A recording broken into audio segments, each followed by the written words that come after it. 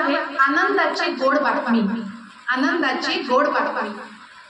तिसऱ्या फडताळातील खालच्या कप्प्यातील साखरेवर पहिल्या फडताळामधील वरच्या कप्प्यातील रव्याची नजर होती. साखरेवर रव्याची नजर होती. रवा सारखा सारखा खाली वाकून वाकून साखरेकडे पाहायचा. मधल्या फडताळातील मधल्या कप्प्यातील साजूक तुपाला ही भानगड माहीत होती. रव्याचं हे साखरेवर लाईन मारणं बघून तूप गालातल्या गालात मिश्किलपणे हसत होते. हे तूप रव्याच्या सारखे मागे लागायचे की तू धाडस कर आणि साखरेला मागणी घाल. पण रव्याची काही हिंमत होत नव्हती. साखरेचा खरं तर होकार होता, पण तो रव्याच्या विचारण्याची वाट पाहत होता. एक दिवस रवा, तूप आणि साखर खाली किचन पाशी आले. तूप रव्याला चिथावून साखरेला प्रपोज करण्यासाठी मागे लागले होते, पण रवा काही धजावेना. बाजूला कढईची वेदिका तयार होती. अग्निकुंड पेटलेलेच होते. तुपाने रागात त्या अग्निकुंडावरच्या कढईत उडी घेतली. ते आता रागाने चांगलेच ऊन झाले होते.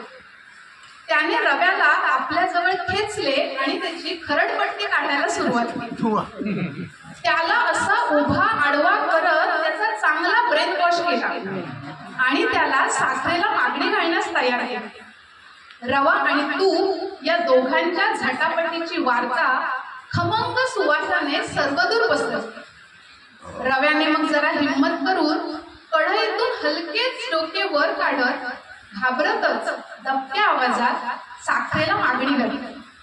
रव्याच्या सुवासिक खमंग सुगंधाने साखरेला उरळ पडलीच होती व वाटीतल्या वाटीत कडेकडेने लाजत लाजत साखरेने होकार दिला. तिचा होकार समजला तसा रवा लाजून लाजून पार गुलाबी लालसर झाला. उगाच नंतर विचार बदलायला नको म्हणून रवा आणि साखरेचा लगोलग तिथेच लग्नाचा घाट घातला गेला. पण त्यात पुन्हा विघ्न आला. का कुणास ठाऊक, पण बाजूलाच तापलेले पाणी त्याला विरोध करत खदखदायला लागले. त्याने कढईत उडी घेत रव्याशी 2 हात करायला सुरुवात केली. तापलेल्या दुधाने थोडी मध्यस्थी करण्याचा प्रयत्न केला, पण पाण्याचा फार काळ निभाव लागला नाही. 5च मिनिटात पाणी धारातीर्थी पडले. या विजयामुळे रव्याच्या अंगावर मुठभर मांस चढले आणि विजयाने त्याचा ऊर भरून आला. मग साखरेने अलगद कढईत प्रवेश केला. रव्याचे आणि साखरेचे लग्न लागू लागले. विलायची पावडरच्या अक्षता टाकण्यात आल्या. या आनंदाच्या भरात कापलेल्या बदामाच्या कापांची, काजूंची, मनुक्यांची मनसोक्त उधळण करण्यात आली आणि रव्याचे अन साखरेचे लग्न लागले. साखर लाजत मुरडत अलगद रव्यात सामावून गेली. रवा आणि साखर अखेर एकरूप झाले.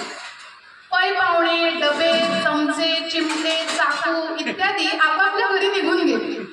अग्निकुंडही थंडावले होते. झाकण नावाचा दरवाजा लावून रवा आणि साखर आपल्या विश्वात रममाण झाली. मिनिटं मागून मिनिटं जात होती. रवा आणि साखर आपल्या संसारात मस्त होते आणि तो क्षण आला. दरवळणाऱ्या साजूक तुपाने, आपल्या सुवासिक सुगंधाने घरभर रवा आणि साखरेकडे आनंदाची गोड बातमी आहे अशी वर्दी दिली. मग काय, घरभर उत्साह पसरला. सर्वत्र आनंदी आनंद झाला.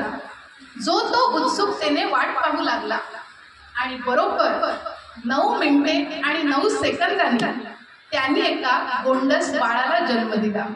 त्याचंच नाव शिरा.